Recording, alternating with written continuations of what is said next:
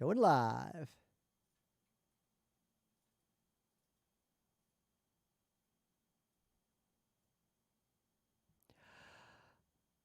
Pause that. All right. It's Thursday, July 1st, 2021. I'm Rim. I'm Scott. And this is Geek Nights. Tonight we are talking about hidden to bricks, bailing. So, this is the kind of day where I might say warm today, but it's actually significantly less warm today compared to yesterday. Well, it's just because it's raining. Yeah, And it looks like it's going to rain pretty much constantly until like Monday. Yeah, that's how things work. You know, you have hot, hot, hot, storm, storm, storm. Yep. Hot, hot, hot, storm. The hotness makes water go into the sky to make clouds. That's how the weather works. The storm that went through last night was pretty fun though, because it just felt so much like those like really intense storms I was used to as a kid that would happen on a semi-weekly basis living in not New York. It wasn't that intense. It was more intense like than the average New York City storm. Usually the storms here, at least until the last few years, were kind of just nothings. There's still, it's like, you know, I don't know about the like if you measure wind speed and, you know, rainfall, they might be considered intense, but like if the thunder isn't so loud that you're like, oh shit, right? Or I mean, it's hard. I mean, I grew up in Michigan. It's very hard for any storm to be so intense that I go, oh shit. I'm just saying. I've like, literally watched a tornado go down the street in front of my own house. If the thunder is just like rumble, rumble, rumble, it's like whatever, right? I want it to be like, right? Like everyone in the house jumps like, oh shit. That's you know, right? I remember one time lightning struck the neighbor's house and it was so loud in our house that we thought we got struck. Yeah, and it should be frequent, right? It can't be a lot of these storms. It's like, okay, maybe it'll be a couple booms that are loud and then it's gone, right? It's like, no, hang around for a good half hour.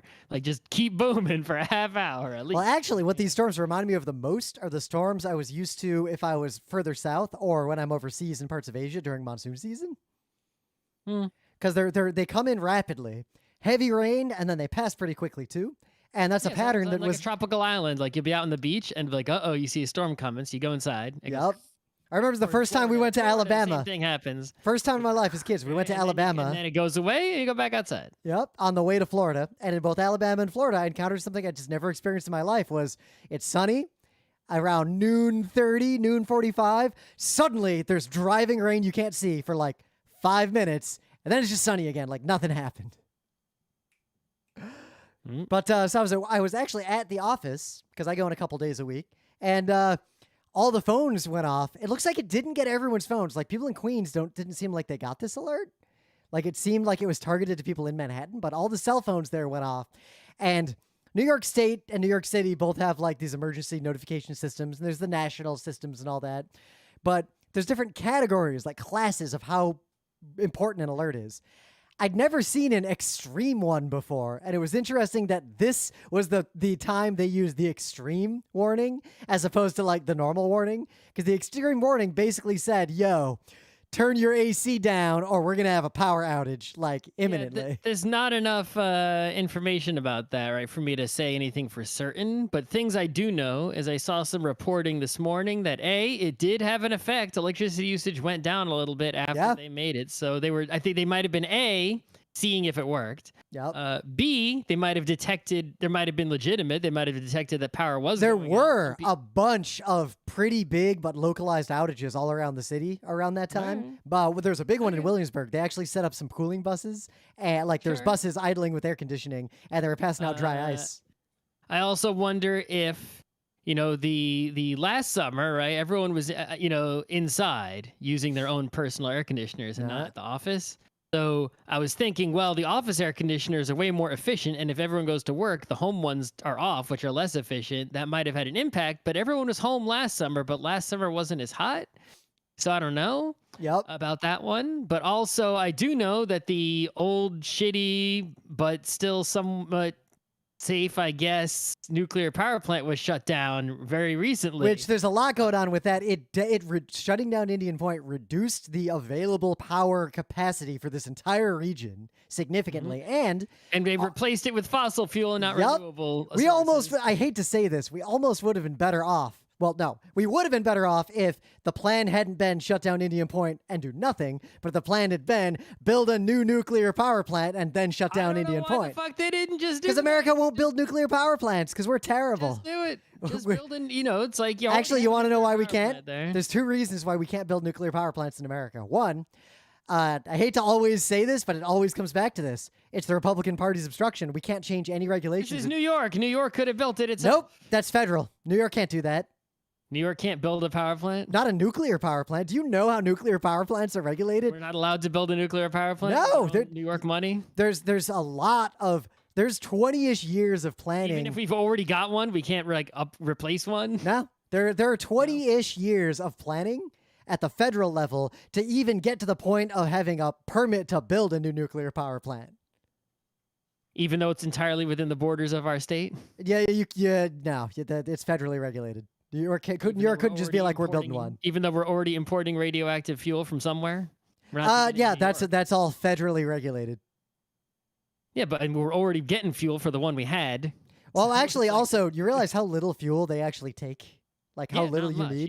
You don't have to get it that often. Yeah, but it's done federally. But two, more importantly, because of Republican obstruction, we can't update our processes, so we can't build modern plants or new things. We can basically only build... Why don't the nuclear power... How come the nuclear power companies aren't bribing as well as the fossil fuel power Because companies? nuclear power doesn't make you any fucking money. We need to... This needs to be fully run by the Sell it government. for just as much as fossil fuel, and you don't have to buy... Because fuel. it is only... Nuclear power is better for the environment and better for pretty much all the practical things, but the cost of making it secure in dollars and making it safe and regulating it in dollars, that costs so much that you basically can't make money running nuclear power plants. The right way to do it would be to have the federal government run them. A bunch of nuclear power plants. Well, really, there's a lot of solutions to this, Scott, but they're literally impossible because our government cannot change any laws right now. Anyway, but the fact that because we couldn't make new power plants, we just replaced all of that capacity with fossil fuel. We actually drastically increased the amount of pollution that New York City generates by shutting down Indian Point without a nuclear alternative. But there's even worse. Just ignoring federal law when it comes to weed, right? Weed is still that legal is not gonna fly. You can't ignore the law when you're building a nuclear power plant. Why not? Just do it. Be like, I dare you. Okay. Let's. We got a mayor. If I was governor of New York, I'd do it. I feel like if you were the governor of New York, you would end up in jail for one thing or another. Well, the cops would probably arrest me because of how much I fucked them over. They'd find some excuse, right? They would just be like, But there is another this anti-cop guy. Let's find some reason to arrest him. There is another problem in America around this nuclear power thing that, for a lot of reasons, a lot of leftists and a lot of even people who claim to be care about ecological issues tend to misunderstand nuclear power and be deeply opposed to it, which is part of why no politician will ever stake their tent posts next to the story of I'm going to do more nuclear power, because that just kills your campaign because of honestly misguided resistance to nuclear power. Too bad. Well, I mean, too bad what? There's no way to get someone elected who's pro-nuclear power because too many people on the left hate it, and Republicans will oppose anything. Just lie and then do it. Yes, but even then, you can't unless you change the laws and regulations, and guess what that requires? 60 senators. Just do it anyway. What do you mean do it anyway? There's no just do it. That is literally impossible. Just do it. All right, what resources are you going to use? New York State probably couldn't even afford to build a nuclear power plant. Well, that's a different problem. Yeah, who are you going to hire? Tax the rich people of New York. Yeah, I guess we can't do that for a lot of other reasons, too, because of upstate. Just do it anyway. What do you mean do it anyway? With what? With a vote that we can't do? No, just go to the rich people's house and take their fucking money. Who specifically goes and does that? I don't know. Should Schumer and de Blasio just show up at someone's house with Cuomo and just take their wallet?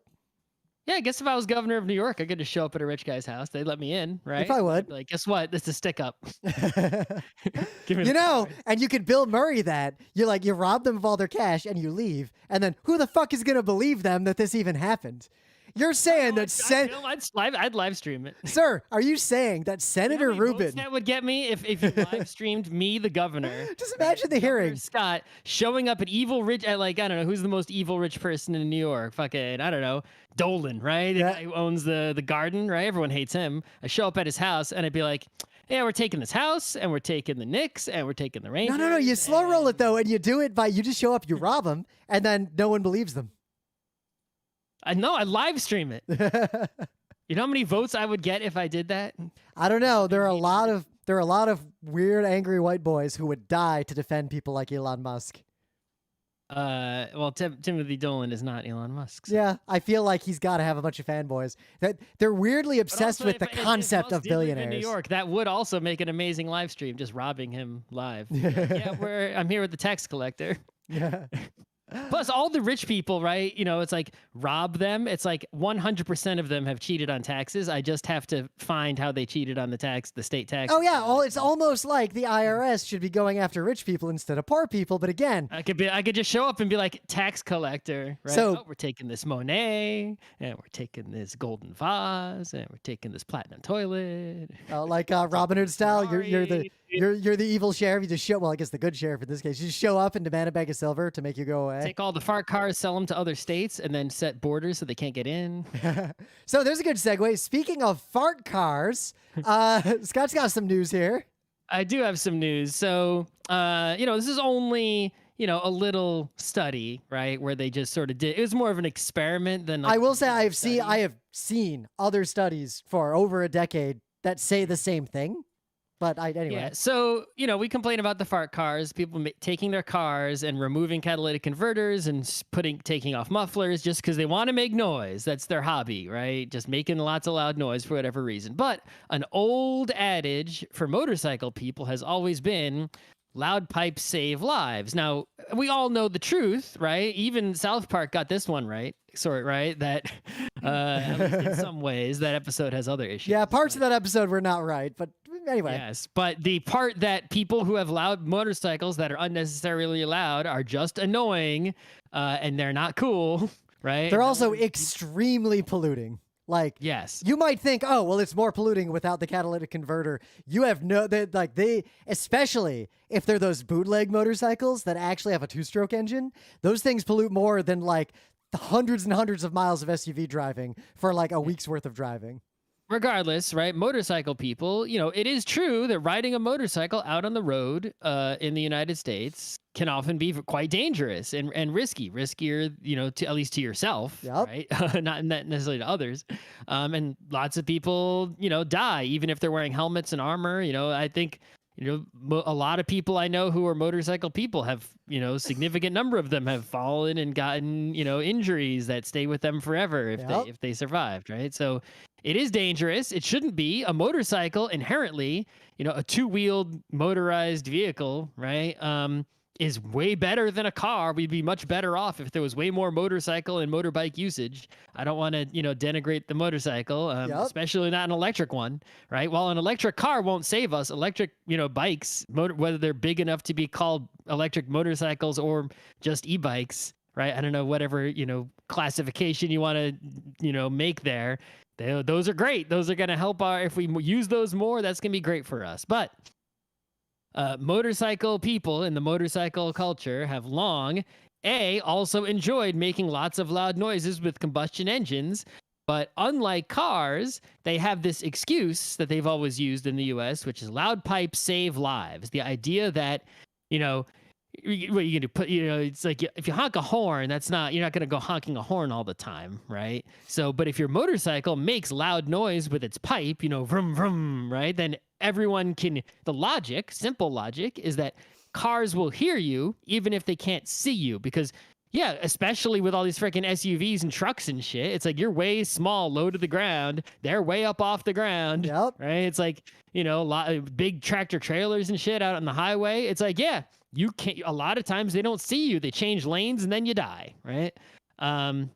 So being noticed would be as a legitimate concern. If cars and other giant deadly vehicles did notice you, they don't want to, the drivers by and large don't want to hit you.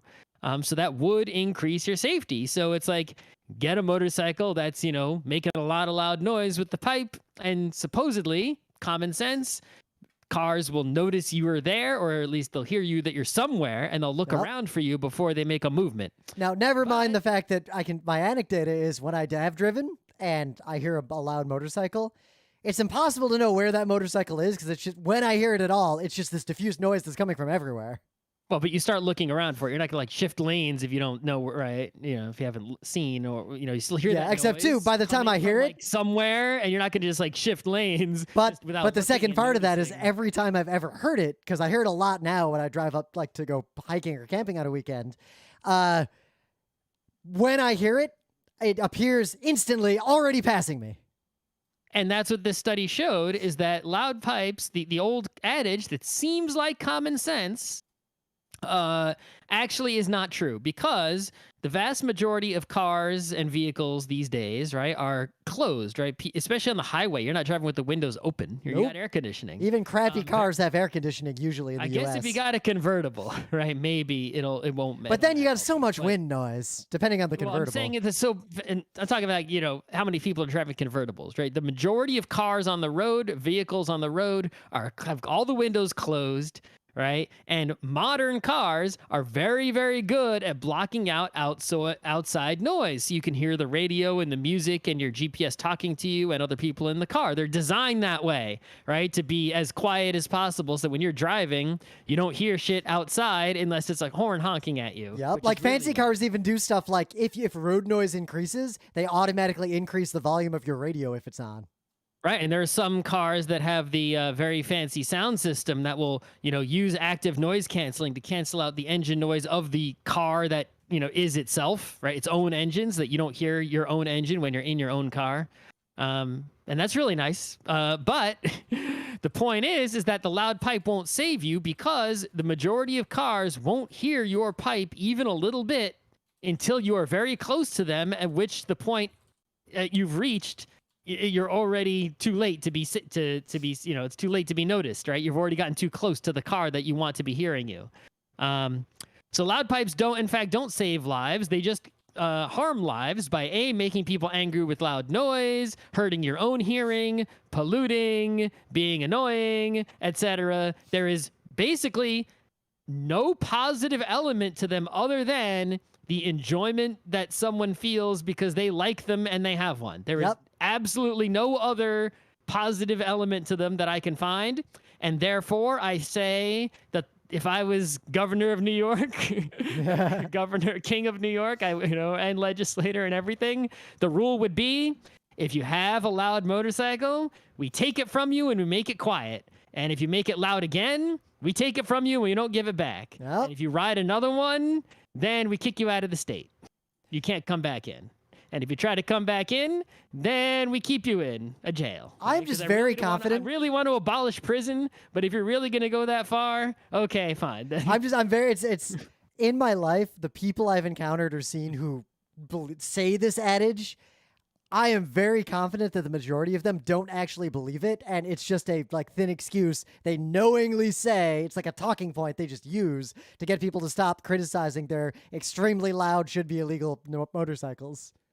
Well, I think just, in general, a lot of talking points, and I can sort of see this because, I guess in many ways, everyone is victim to this, right? In that there's some common sense thinking. It just makes basic sense. Right? It's like, except it doesn't if you think about it at all, because the sound, you're moving forward quickly. So anyone who could hear you. No, the problem is, you saying thinking about it at all, you're already begun thinking too hard about it. The basic, right, is loud noise, people notice it. The basic thought, right? Not going into any more thought. But I don't think they've ever thought it protects me. I think they've always thought it pisses people off and or gets them to look at me, and that's my primary goal. Right, but the point is, at the basic level, it makes common sense. The same way that without looking into it, right, with only the basic level of thought, you think, well, crime is up, therefore we should get more cops. Right? It's the same basic thinking where you're not looking at data, investigating, checking nuance, checking details, just basic common sense thinking, right? And you get things wrong when you only think that way, right? But it's hard to convince someone that, common sense is wrong, because it is common sense. When you only look at the surface, it's just so obvious, right? How could that possibly be wrong, even if it's extremely wrong? So in some other news, New York City, we talked about this a little bit a while ago, like all these different ideas for new subway cars. These were visible in a bunch of places in the city for a while, but apparently they did an official unveiling of the new R211 subway cars that it looks like they're going to replace the A train and the C train cars first. Well, those are the oldest busted trains. Those are the ones that ones still have need like to be updated the wood most. paneling on the inside. Like they're really ugly, They're old, really bad. They're uncomfortable. also the most delayed trains, Yep. I think. And these new but yeah, subway cars, Aren't these the new ones that have they're like, open in the so they're not going to gangway or make whatever? all the cars open. So basically, they're getting 500 of these things, and 20 of them will have the open gangways, meaning it's one long car, like start to end, as opposed to separate individual cars that you're not allowed to walk between. Mhm. Now, studies show pretty much everywhere else on Earth that the open gangways are just better. They increase the capacity In of a which way? train. In which? Oh, they increase the capacity because you can ride in the gangway. Not just that, but also because people diffuse and spread throughout the entire train instead of being stuck in the car they entered on. So People those still spread throughout the entire train now, just not so much. Only the people brave enough to go between the cars. but of very course, going few between people the do cars that, is and most subway cars they lock it these days. I've never seen it locked. What? in my It's whole locked all the time. What? I've never seen it locked in between. In fact, cars ever in my whole life. I have before COVID, I have oftentimes, especially on the 7 or the Are 4. you sure you just don't know how to open it? No, I've seen people get in and then they can't get back in and they're like banging on the door until someone opens it for them. Oh yeah, if you're in the middle part, that can happen. You can't get into the next car because it's locked. Sometimes. You can force it open from the inside, but you can't force it open from the outside. The point is, It's also it's people- technically a people- crime to go out people- there. Well, forget that. People die going in the middle of the right? Yep. That's the reason I don't do it, because yeah, people fucking die. Not even exaggerating. People have tried to go between the current train cars, and it's not safe to go between them while the train is in motion. And you can die if you Yep. mess up out there. But it creates a get- ton more space, and it also is like there are real studies. People diffuse and spread out more evenly throughout trains when this is true, compared to any other circumstance. Like any other layout is the best Doesn't it possible also layout. help the cooling of the train, like the heating and cooling? It pretty of the much train? helps Because everything. it's- The only argument anyone has ever made against these things is an argument only made by New Yorkers, and it's that the entire train will have a problem if there's a problem on the train. As in a smelly person, a violent person. Now it's a whole train problem instead of just Well, now one you can- car. well, it's in some ways yes, in some ways no, right? Smell might come from one car to another, but it won't go to the next car over and the next car, right? You can get away, and since it's open, you can get away, right? If you get on a smelly car and the door closes behind you, you can escape. Yep. Right? I mean, but they're not making a lot of them yet, but they have the option to get a ton more of both the open gangway and the regular one. So it seems like they're going to use the small number of the open gangway ones they got as an experiment, and they'll decide what to do based on that. I see this as just another one of those, sit go sign situations, right? People look at it, they apply their common sense thinking, right?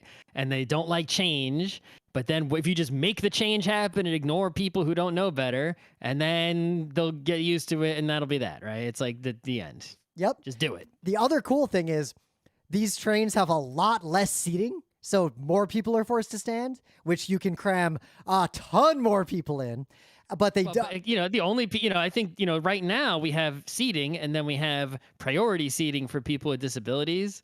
I feel like all seating should be priority seating for people with disabilities. Well, the way they're doing it it is needs to be there. there's a right? There needs big to be section sufficient- of disability seating in these new cars where the seats are flipped up by default, so it's standing room. But that's the place where also wheelchairs would go, and the seats can flip down, and they're only for people who need them. Right. I'm saying like we should eliminate we should have the amount of seating that is needed for, the number of disabled people that are likely to be on train according to what we figured out, right? So that, no disabled person has to stand, but no abled person should be, sitting. Why were you sitting if you're able, right? I mean, if there is a seat and I'm going like, I don't know, all the way out to Flushing or Rockaway, yeah, I'll sit down. I mean, it doesn't really matter if you're. If You know what I super really crowded, like to but sit it's like- down if I'm taking the stupid E out to the train or to the airport. E to the air train. I'll sit down on that if I Yeah. can. Thing is, I usually can't because the like E-train's to, always completely full in both but directions all the time. right, but if you're considering the design of the train, we want to increase capacity, right? Well, we only need to increase capacity during the rush hours. So one Wim thing that can was one Wim idea can that was floated. sacrifice his butt comfort on the long. Oh train yeah, ride, absolutely. you know? If I had my way and there was an ethical way to do it, I would say that most seats in the entire system should be removed during rush hour. Yeah. Oh, you want to temporarily remove it? So one It idea seems like unnecessary work. Just remove them. Period. Well, one idea that they were floating a while back, I don't think they're going to do that here, is the idea that the 4 center cars on the most important subway lines would have no seats during the rush hours. Wouldn't the center cars be the ones closer to the stations? So the right? Nope. Every single station's entrances and exits are so different that you can't design the cars around that. I read there's an article about that specific idea. But the center is going to be on average closer, right? And therefore, the person who needs the seat would travel less far. Nope, that's apparently that's not true at all based on the just radically different configurations of all the subway stations. All right, then do every other car. Well, the idea was you just make an area of dense pack, no seating in the center, and everywhere else has seats. Because remember, there's a lot. Like if someone who needs a seat, they shouldn't have to go far. But Scott, I'm saying there's no way to do that. You realize how many stations, especially if you get every other car wouldn't help in a lot of cases. You're never more than one car away from a seat. That way you're not going to have a situation where, the station is at the front and the seats are in the middle and the person has to go. Well, they couldn't do that because the no seat ones are also the gangway sections. There will be trains where some sections are gangway and some sections are blocked off. They can mix and match. Okay. For what reason? I don't know. Partly for all the reasons I described. Part of this is to experiment on what actually works. It's very difficult to model the behavior of subway riders because the system is so dense and all the stations are so different and unique. You pretty much just have to experimentally see how people behave and then make changes based on that. Mm-hmm. In some other news, I'm sure you saw, the thing that bugs me the most about this story is that the reporting is still saying things like 16 dead, 150 unaccounted for. This is 163 dead people. Yes, it is. So an entire condo building just collapsed and killed like a ton of people in Florida. Mm-hmm. And all the evidence points at this was just criminal negligence, as it always is.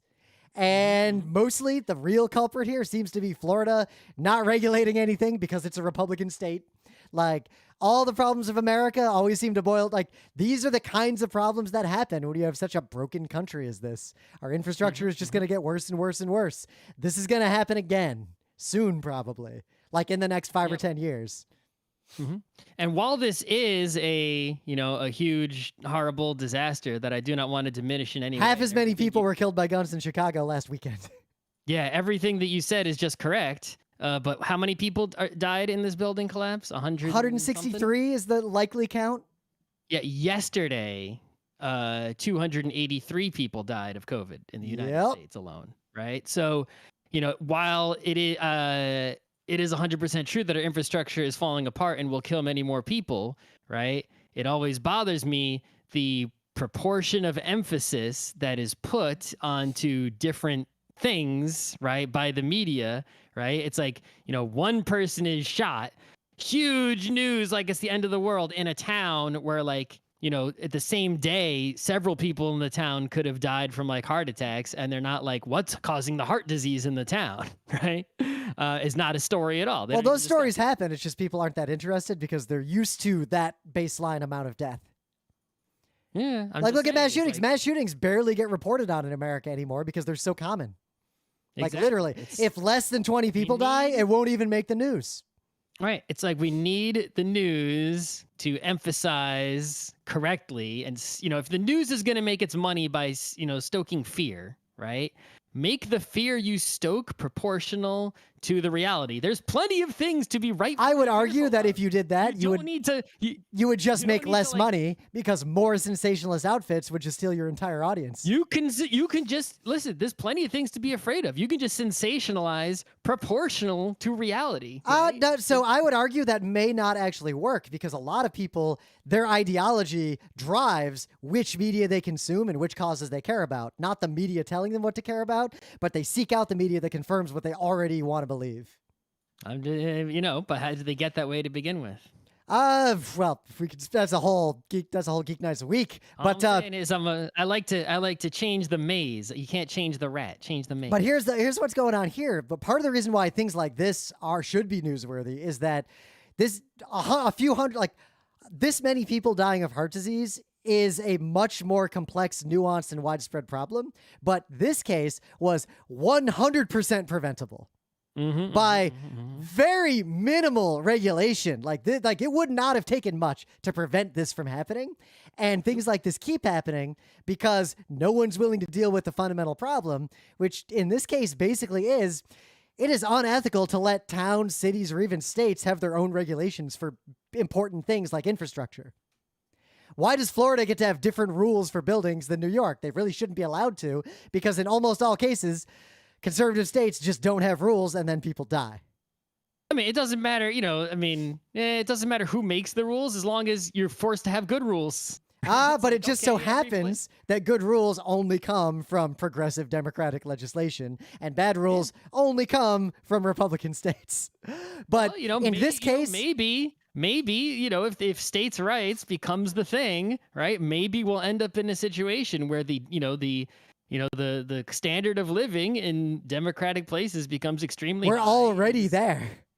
And right, but I'm saying it becomes even more dramatic, right? But there's some specific things that I want to flag for this story. The thing you should really look at is how did this happen?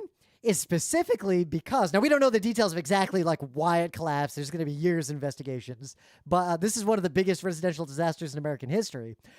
But this kind of thing happens all the time in other countries. Yeah. Actually, it's not that common.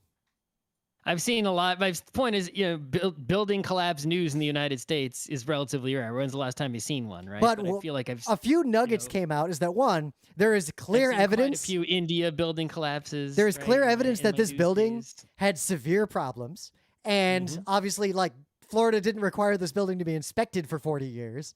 But the big problem was that it was a condo. So there was a condo association that managed the building. Like people owned these apartments.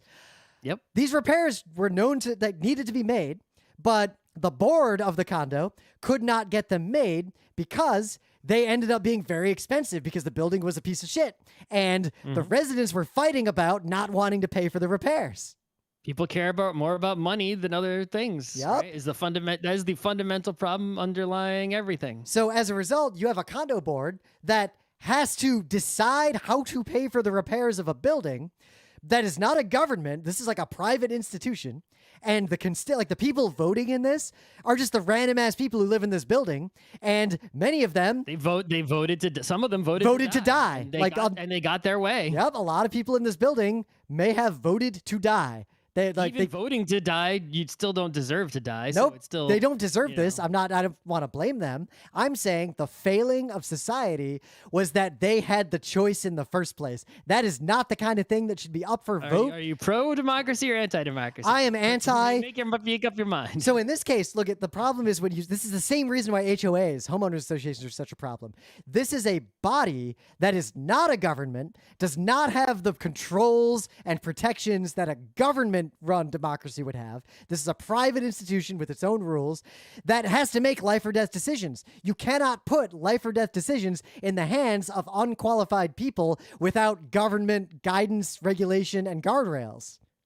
I think the problem is simply that you can't put life or death decisions in the hands of someone with an ulterior motive. In this case, usually money. And it's the same thing with even in the government. People have but it's worse than that. Making life or death decisions who have this ulterior motive. So of the people live in this building, much like a homeowners association. They vote, and you can vote and engage in your government. But this was not a government. So the condo board was the point is without the incentive of they're sitting there and they're doing the old Lisa needs braces thing, right? Yep. It's like, they're sitting there. Well, fix my building or get a bunch of money, right? It's like. The only reason they didn't vote to repair the building is because it would mean spending money. Yeah, so it was even worse than that. The condo board, the governing body that makes all these decisions, like an HOA, is volunteer. You've got to actively be involved in this thing. Sure. And most of the people on that board actually resigned in 2019, and everything fell into disarray because of all the drama of this non-government entity requiring people to be active in it to do basic things like maintain a place that a bunch of people live together. Sure. But if it wasn't for the money, even the disarrayed thing would have voted to repair because there wouldn't have been any reason not to, right? It was greed that would make them the only reason that you wouldn't repair your building, right? Is because you didn't care about money more than life. But right? would they have, in the sense that the voting is the people who make these decisions are just the people with enough free time to volunteer to deal with the condo association of the building they happen to live in? If there wasn't, why did they vote no? There was did they just, do nothing? Well, Or they so voted no, we're not going to repair. Why would you make that choice of no? So the board, it's not clear because the building doesn't just vote. The board members vote. Right. So imagine if in your building, whoever is busybody and like just bored enough to like go to these board meetings and deal with it without any compensation. If you take a busybody, even if there's just one busybody old lady and you go to the old lady and you say, old lady, you got two choices: repair the building. Oh yeah, the building needs repairs. Okay. Or, but it's going to cost a bunch of money. Or we can keep a bunch of money, right? If that or money isn't there, even the busybody old lady is going to say, yeah, fix the building, right? Yep. So it looked like the repair costs, because the building had been so poorly maintained by the board for so long, were just skyrocketing. And it was going to cost like 4 times more than they'd even thought when they'd last got it assessed. And basically the building was managed poorly by this volunteer board of busybodies for 40 years. And people kept quitting the board because even before the repair costs, because of drama. No one wanted to deal with the drama. And because it's not a government, no one was paid to deal with the drama. I think the one thing that really stands out to me, actually, I don't know if this is a positive or not, is that it appears, based on what we've learned, that the level of disrepair was so extreme, right? The fact that it took this long for it to collapse actually speaks to the original quality of the building, right? In that you had to really, really go hard on the not repair. Modern construction, and by modern, I say like after the early 70s, nothing can, short of a weird disaster or extreme negligence that exposes the rebar inside of concrete, it's almost impossible to have a building constructed with these methods collapse. Right. So the point that I'm trying to make, though, is if anyone's afraid of their building falling down, right, unless you are specifically aware of like, some obvious damage along these lines. If I lived in Florida in a building that was built more than 20 years ago, I'd probably be afraid and want inspections immediately. I'm just saying, but if you don't go in the basement and see like a bunch of leaks and cracks and all sorts of really obvious damage, and things of that nature, it's probably okay. Yep. Right? Ooh, here's a sad money line. As recent in April, the residents were dozens of residents of the building signed a letter questioning the need for repairs and demanding a lower assessment of the price of the repairs because it would have doubled the maintenance dues they currently pay to do any of these repairs. People just care more about money than human life. That is the fundamental problem of capitalism. Even their own lives in many cases. Every single thing, every single problem we have everywhere is because of that thing right there.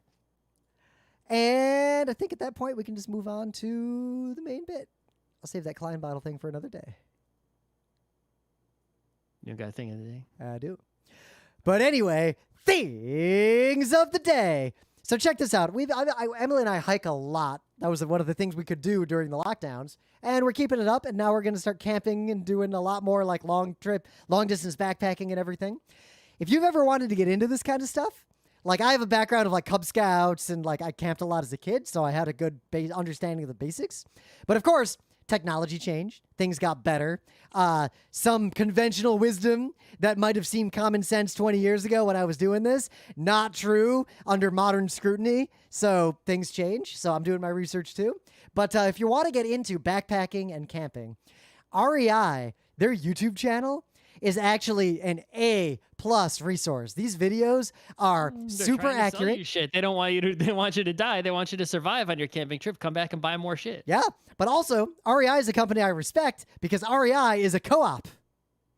That's true. Like, I'm a member. It's REI is actually like one of the few ethical large companies out there. I say ethical with a little bit of quote because it's very hard Not for any. that large. I mean, they're a pretty large company. I don't know what their market cap is. It's not small, but it's not like, large. I'd say they're fairly large. A national chain. At least it's better than EMS that it replaced. Anyway, so in their channel, they have a thread, like one of the people who host videos, Miranda in the Wild. That is the series to watch. This woman just talks about, with a high degree of skill and knowledge and demonstrations, all the different things you need to know about backcountry camping and hiking and everything. And it's just fantastic. Like, it's also utter entertainment. Like, it's a great channel. I highly recommend it. The one I'm going to link to is every modern way to filter water when you're out in the wild to then safely drink it. Because that stuff has progressed a lot since the last time I drank water from a stream in the wild.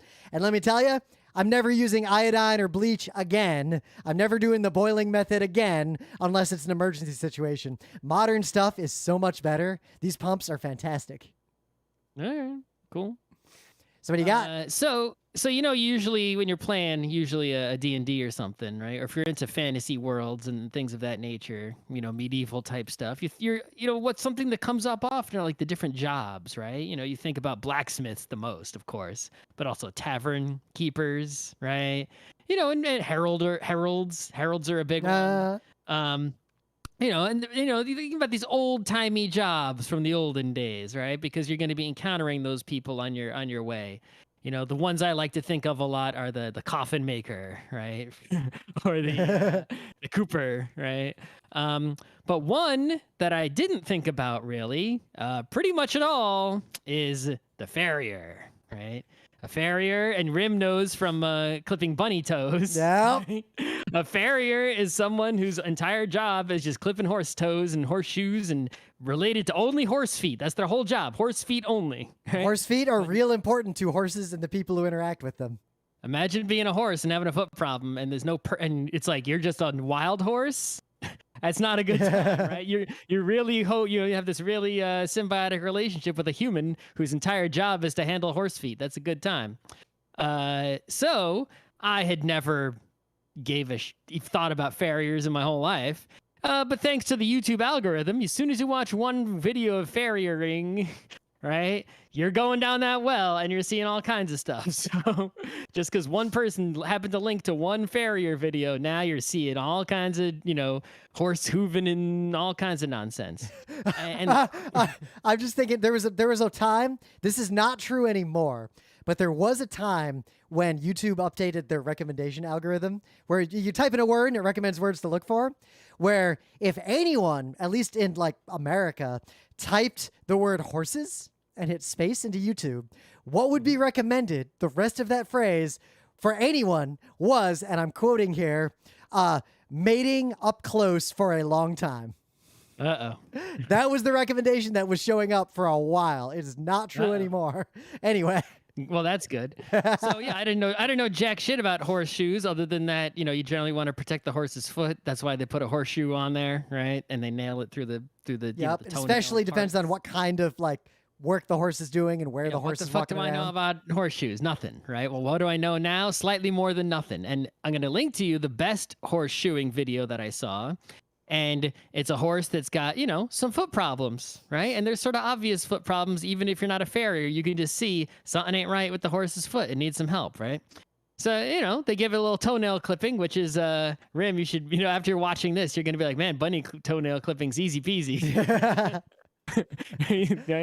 That's not someone's entire career. The difficulty of bunny toe clipping the nails is that they're fragile little guys, so you can't just manhandle them like you can a larger animal. They go for the horse's foot. They're going with like big old files and like when I clip a dog's nails, you just like pull out a Dremel and hold the dog down. The tools they got, it's like they look like they're ready to go into like a machine shop with these things. But yeah, they do something really cool in this video, which is quite ingenious and was probably not possible until relatively recently. They trim the horse horses, they get the foot as nice as they can. They apply some nice, medicine, I guess horse neosporin or whatever the equivalent is. Yep. And then, you can't really put a Band-Aid on a horse foot, right? So what they do is they use a mold and some, resin, right? And they inject it into the mold, and they basically create like an artificial like horse hoof around, the real hoof, right? And then they put a shoe on that. And it's stuff. It's like, damn, I wanna do that to my foot. That without the nails. Not the nail part, but the other parts. It's like, I guess without the filing off my foot part also, that would be fun. I did lose a toenail not too long ago to running. If you like this video, just by watching this video, get ready for YouTube to send you down the hole of horse pedicures. Right? Oh, the recommendations, it's already there. It's already there. There's a whole YouTube horse pedicure world of farriers and their works to explore.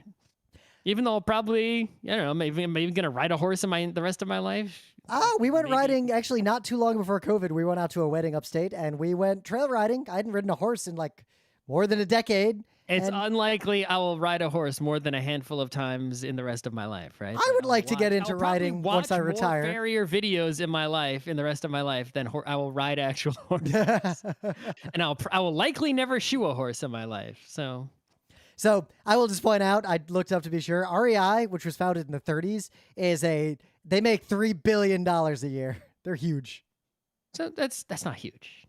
I mean, it's huge it's not a megacorp. It's not an Amazon. Anyway, in the meta moment, we're going to be live at PAX Online East 2021 on July 17th, which is coming up, with Atari game design at 1:45 p.m. on the PAX 2 Twitch stream. We will not be live at PAX West because it is way too soon to have a convention. And with all these masking and social distancing and capacity limitations, it's going to be the first PAX we've not attended since we started attending them in 2008. I'm okay with that. Yeah, I hate to break that streak. I felt good to have that streak going for so long, but a streak's just some arbitrary thing. Whatever. Yeah, but I would like to be able to go to a PAX, but it just seems like it's too soon. It's like if you think I said this before, I'm gonna keep saying it. If they think the PAX itself is not safe enough to hold in a normal fashion, if you're gonna hold it, of course you need those safety precautions if you insist on holding it. But if you don't think it's safe enough to hold without those precautions, I will simply take the even safer route of not going. Yep. If you need the precautions, it's too soon. And that's how we're going to treat all conventions. So cautiously optimistic for PAX Unplugged, but if they require masks and rules, we're out, which will be sad, but we'll see. We're still reading The Tale of Genji. I've been reading it at I read it recently. I read some. Yep. Partly because the weather's not been great lately, so I have more time indoors. It's gonna rain a lot this weekend. It's gonna rain for like a week. Might be clear on Sunday. Somewhat clear on Sunday. Maybe. We'll see. Monday's the day, I think. Monday will be the biking day. Maybe the beaching day. We'll see. Anyway, so we're reading The Tale of Genji. Genji continues to just kind of just close his eyes and squint at things and not worry too much and just flit through life, causing problems, solving problems sometimes, mostly just causing problems and not noticing he's caused them. What's the one? The Rothfuss one? Oh, the King Killer Chronicle? It reminds me a little bit of that. I can see that. See that. There's a little bit of commonality. Yeah.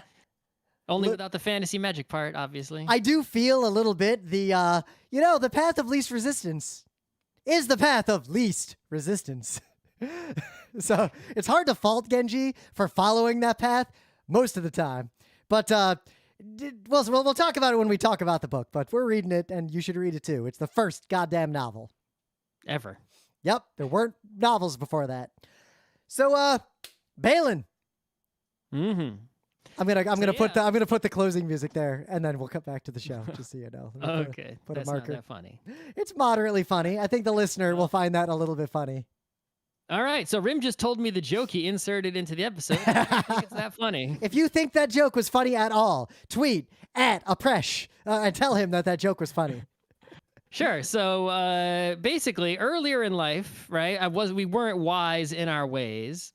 And there will often be situations where, like, you start doing something, and due to social pressure or custom or psychology or whatever have you, you sort of feel like, you don't even consider escaping. It's like you're in and you're in. It's like, I guess I'm doing this now, right? You're not even like thinking about it. You're just sort of not, you're just doing the thing you set out to do, right? For example, when we went to New York City to go see Shigeru Miyamoto, we waited in line at the Nintendo store half the day.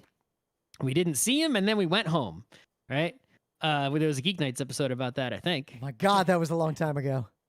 We could have, and it would have been wiser for us to realize the truth, which is that so many people were cutting in line in front of us. We were waiting so long, they weren't letting us in. There was so little information. There was going to be a strict limit on the whole thing. It was easy to see that we were never going to get in those doors. We were not close enough to the front.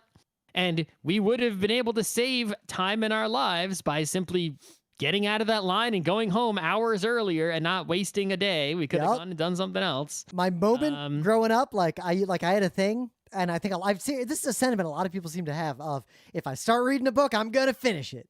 And I remember as a kid, for the first time, I started reading a book, and I got like a deep way into it, and then I made the conscious decision to not read the rest of it because that book sucked, and that was like a moderate revelation for me that, I could just stop. I don't have to follow through on something that sucks.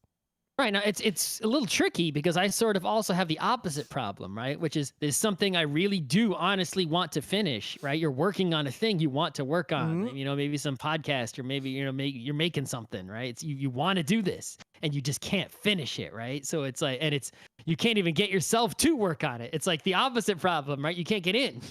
Yep. You want to get over the finish line, but you can't finish. So because you have that problem, when you're in a situation where you're headed towards the finish line and it's like you don't want to bail, right? Yep. You sort of can get the mix. You really have to, evaluate, is that, look at what you're in for, right? Are you stuck? Are you staying just because you think you have to stay? Are you enjoying yourself? Is this really what you want?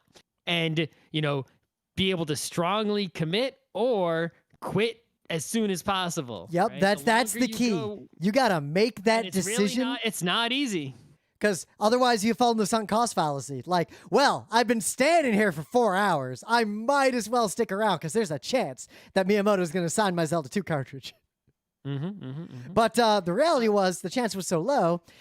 And the longer you wait before you bail, the more cost you have paid in time or money or energy or something, and the outcome was the same. So if there's even a chance you're going to bail on something, you got to make that decision ASAP. Yeah, the sooner you bail, if bailing was the right choice, the sooner you bail, the better off you are, right? If you wait 10 more minutes and then bail, well, you just lost those 10 minutes, right? You could have just decided the same thing earlier. Yep.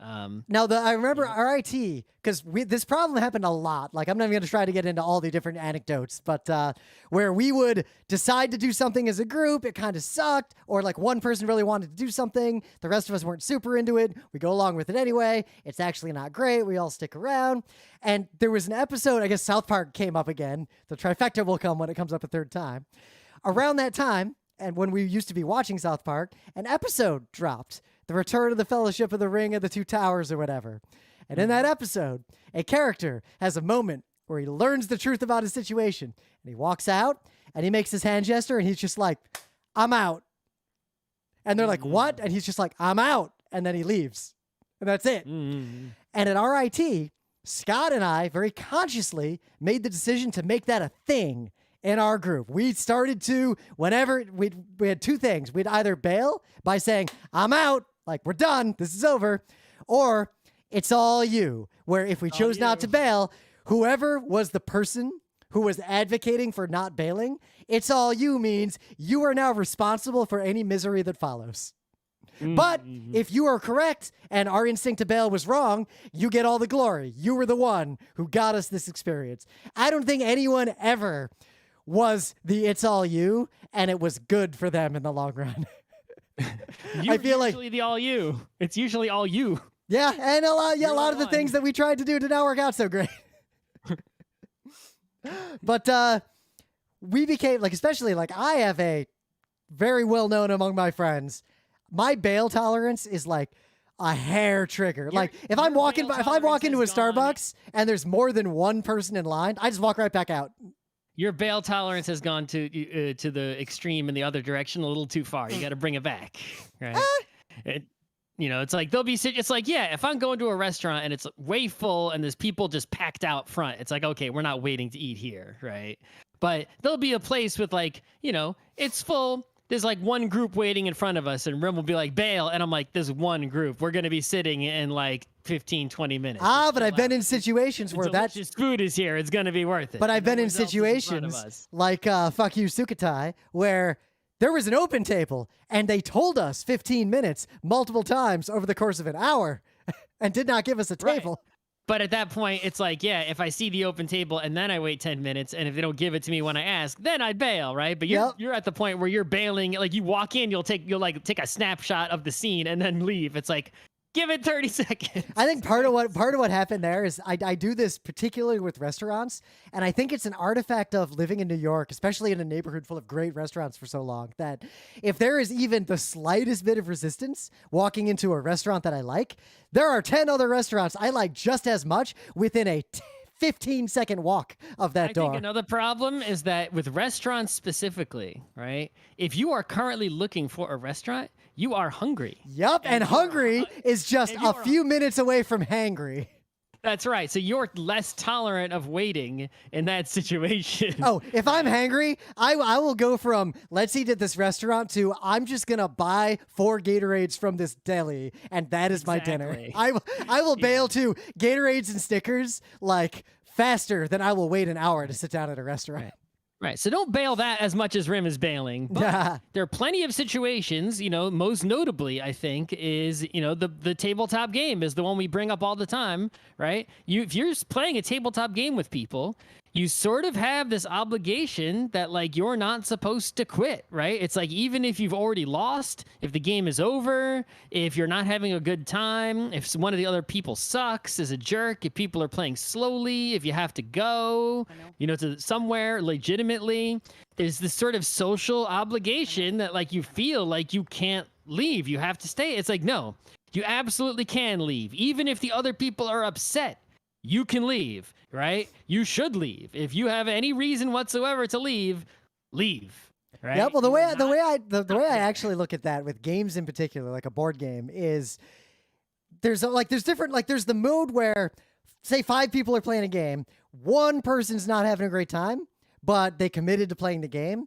is a moderately different situation from something I see very commonly where nobody is having a good time. Literally no one in the game is having a good time. Situation, either the one, in the first situation, the one person should bail. In the second situation, everyone should collectively be like, yeah, I don't want to play anymore. And everyone will say, yeah, you know what? We all don't want to play anymore and just put it away. But the one I see the most common is... Bailing is the solution either way. The one I see the most common in board games is one person is having a good time. The rest of the table is not. And usually the person who's having a good time, the bail wasn't during the game, was actually too late to bail. The problem is actually that all the people in that game agreed to play the game in the first place, but didn't actually want to. They foresaw this situation, but they went along with it anyway, and then they reaped exactly what they sowed. Usually the person who's having a good time is the person who is aggressively trying to recruit people to play that game.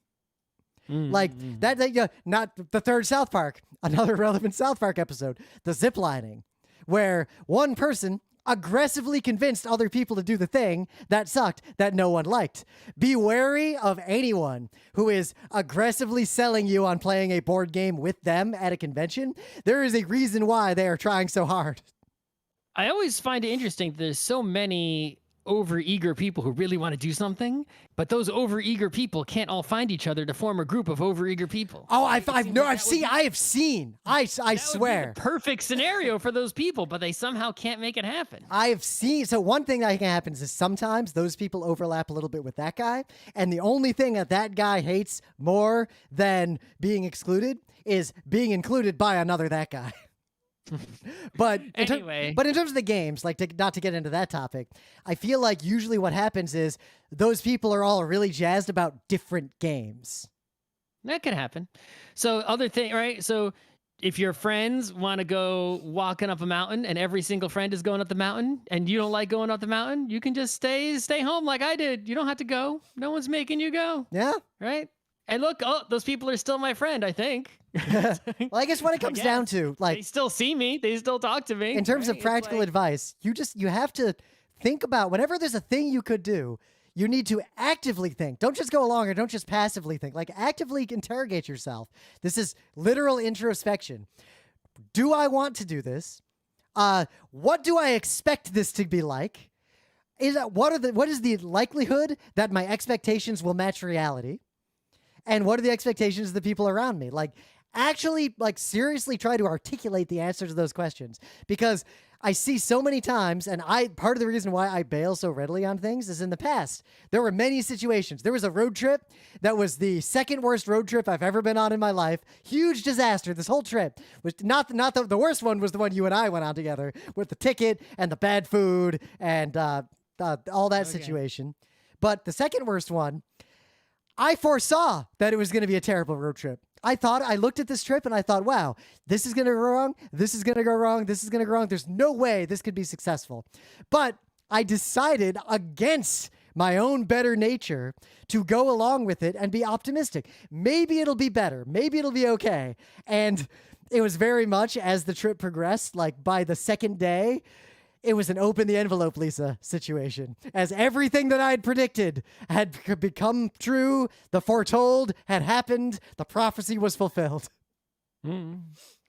So other things, right, is I want to, a little more serious, right, is you're talking about things like games and whatnot, is like you can bail, right? It is an option, at least, at least if you're listening to this podcast, it's likely an option for you to bail on things that are like really serious and you wouldn't normally think you could bail on. It's like your family has met for Thanksgiving every single year your whole life. It's an automatic. You don't have to go to that. Yeah. No. You might want to. That might be fine. You might want to, sure. There might be consequences for not going, like maybe someone's mad at you and your family, right? But if you don't have a good time doing it, you don't have to fucking go. You can do something else. You don't have to do that, right? You need to, and I think a lot. You just even consider. Some people don't even consider that it's like that's even an option, but it's always an option to not go, right?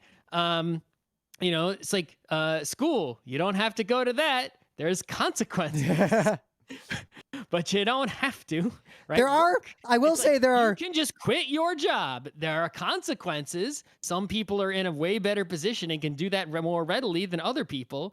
But if the shittier your job is, the lower paying and worse treated that you are at the job, depending on where you live and your other situations in life, it might be easier, don't quit, if you need the money, right? Don't quit before you find a new one, but you can probably, the worse the job is, the easier it is to get over that bar and find something at least a little better. It might still be shitty, right? But, so it's like you can quit. Don't just stay in your job because you got some routine or something, right? Well, part of with in terms of real things is it comes down to too, have you made affirmative commitments or not? Because it's a very different situation. If Scott was like, hey, let's go, I don't know, something you'd want to do that I wouldn't give a shit about. Let's go to this Netrunner and Gundam making convention.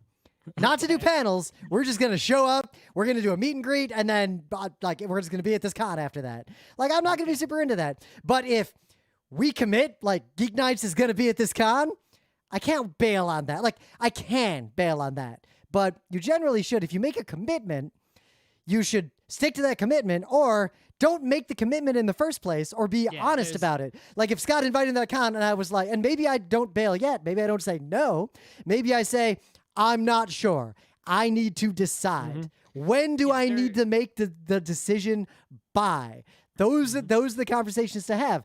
I have gone to cons that I would have bailed on, but I'd signed a contract to go to that. Well, one con that we signed a contract to go to that we could have bailed on if we'd known in advance. There are definitely things where you cross a line of no return, right? And sometimes there's a return with a valid reason. Well, like, hey, I'm gonna come to your wedding. Hey, I can't come to your wedding. I broke both my legs this morning. Like, right. That's a good one, right? Or I accidentally scheduled my own wedding that same day and didn't tell anyone. Right. Or it's like, hey, let's start a family and make babies together. Actually, I'm going to just run away. It's like, what? That's what I was going to bring up earlier. If you can just bail on anything, like, yeah, just bail on, I don't know, kids. Right. It's like, there are ways, to go about, you've crossed the line of no return. There are ways to, divorce and do whatever, in a way that is, healthy, right? And does not cause lots of damage and whatnot to other human beings. Well, like if Right? we had to bail on a convention we'd committed to for a valid reason, or even an invalid reason, it wouldn't just we be. promised you'd come to a convention, but a pandemic happened. Yep, like here's a formal email. Tornado hit my house. Like here's why we're not coming. Here's the situation. Let's discuss alternative. Like there's a whole, or like another example, esports. Like don't quit a game, right? If I just play Overwatch, I go into a random casual mode, and then I'm bored and I just quit. Like sure, that doesn't impact other people that much, and I didn't commit that much. I was playing in the random mode anyway. But if I affirmatively choose to join the competitive queue to play a competitive game, there is an implicit contract that I agree to finish the game I get put in. So it's a materially different situation to bail on that competitive game because I knew going in what I was committing to. But I feel like generally people should bail more often than they do. I feel like a lot of people choose not to bail on things either out of misplaced senses of commitment or more often misplaced optimism about how that thing will go down. Or misplaced or misinterpreted obligation, right? Or false obligation. For example, let's say you're at work, right? I'm not going to talk about quitting work anymore. Yep. Let's say you're at work and someone puts a meeting on your calendar. It's a boss. A boss puts a meeting on your calendar. You can say, no, you don't have to go. It's like too many meetings. You don't even need an excuse. You can just say like, no, I'm not going to that meeting. I can't go. No one's gonna make you. No one's probably not gonna fire you, right? For something like that, right? It's like you don't gotta go. Yep. Someone says, hey, you say you're working at the office, and it comes around. It's like 5:00, and someone comes up and is like, hey, we got this thing we got to do. You can be like, you don't have to quit you might get fired depending on how shitty your job is. But if they say, hey, can you do this one more thing? You can be like, no. It's 5:00. I gotta go home. I gotta go. My kid's gonna be home. I gotta, I got stuff to do. I gotta cook food. See ya. You're gonna have to deal with that. That's not my problem. Yep. Right. But the optimism thing I see a lot. Pressured into doing something you don't gotta do. Don't make it. Don't make yourself feel like you must do something that you must not do. Yep. Right. Of course, accurately evaluate the real consequences. Right. Some people I think imagine consequences that aren't real. Or imagine consequences to be worse than what they might really be. It's like, yeah, okay, at your job, there are definitely shitty jobs out there where someone will just fire you for just going home at the hour you're supposed to go home instead of doing the extra work, right? But is that really what's going to happen, right? Is someone maybe going to come to you tomorrow and like give you a stern talking to, like, hey, why didn't you do that thing? You're not a team player, right? It's like, well, could you just quietly hear them say that and say sorry, and still have your job? So someone gives you a bad evaluation at work, that could happen. It's like, do you still have your job? Do you care? It's just a piece of paper, right, with a thing on it, right? It's like, do you care about that? Right? Maybe you do care about that, right? But I don't. So it's like you had to consider, what are the real consequences? Are you willing to suffer them? Are they really that bad, right? Sometimes it's hard to realistically predict consequences. Yep. But maybe you can just ask, right? If someone says, hey, you want to do this, stay late and do this work, and be like, well, what if it doesn't get done? What will happen? Just ask, honestly, be like, hey, what'll happen if we just let that go till tomorrow? Is that consequence really that bad? Because if I stay and do it, here's what's going to happen, to my life, right? And it also gets complicated by what your goals are. So for like GeekNights, we bailed on a few shows recently just because we can finally see some of our friends together, and like that's a laser that I need to. It's been charging for over a year. Like that is a higher priority in my life than doing some individual GeekNights episode. But at the same time, when we started GeekNights, we agreed that we would try not to bail and do the penny arcade model of just crank the show out no matter what, even if it sucks. And that's how we'll force ourselves to get better.